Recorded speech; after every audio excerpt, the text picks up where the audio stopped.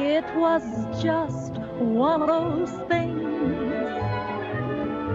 just one of those crazy things. First, she wanted to be an actress, not a singer. She didn't seem to be taken seriously as a jazz musician, right? Or why was that?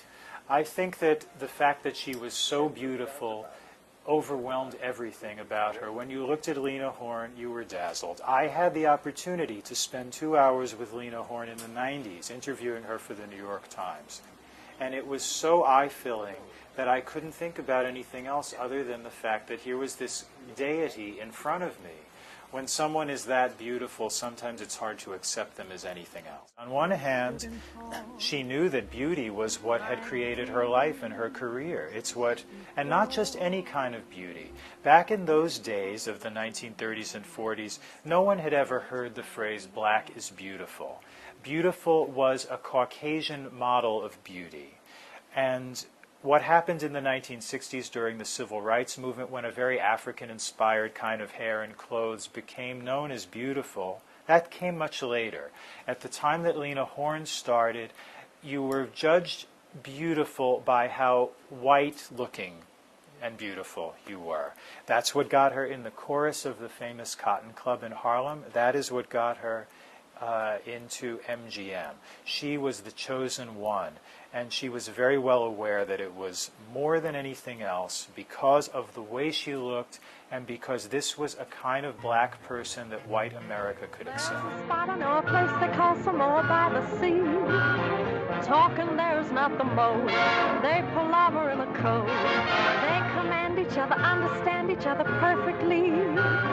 If you're feeling fancy free, you don't give them the top man at the NAACP, Walter White, wanted to revolutionize the way black people were depicted in Hollywood films. Up until that point, it was really bad. Black people were seen as shoeshine boys, as housekeepers, and as terrible stereotypes. And he wanted to find someone that could make the movie-going audience look at black people in a different way, and he chose Lena Horne. Lena Horne had tremendously conflicted feelings about white people. She knew that white people were responsible for her career. She loved her husband at the beginning. I truly believe that. Her great conductor husband, Lenny Hayden, an MGM musical director.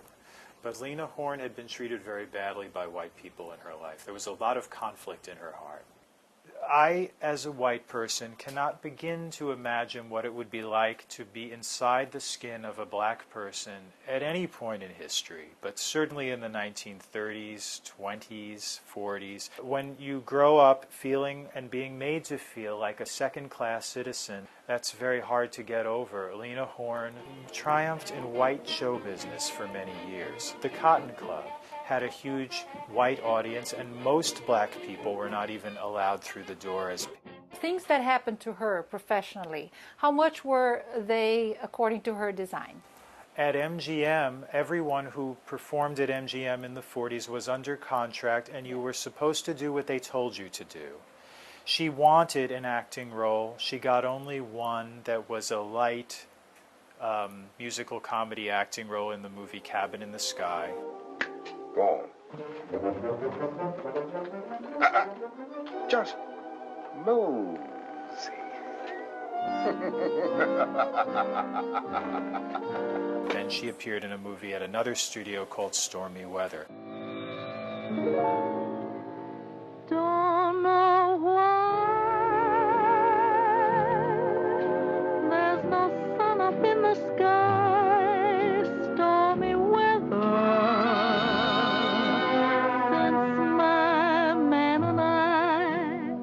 Together keeps raining all the time.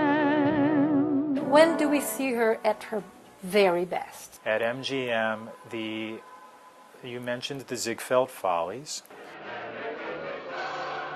There is a number directed by Vincent Minnelli of a great song by Hugh Martin and Ralph Blaine called Love, which is set in a kind of Trinidadian-styled nightclub. Love can be a moment's madness,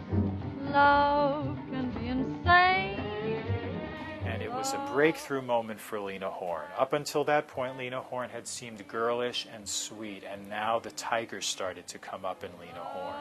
And it's a fabulously conceived scene by the great Vincent Minnelli. It's very sexual, right? Absolutely, yes. Two hearts that flower as one.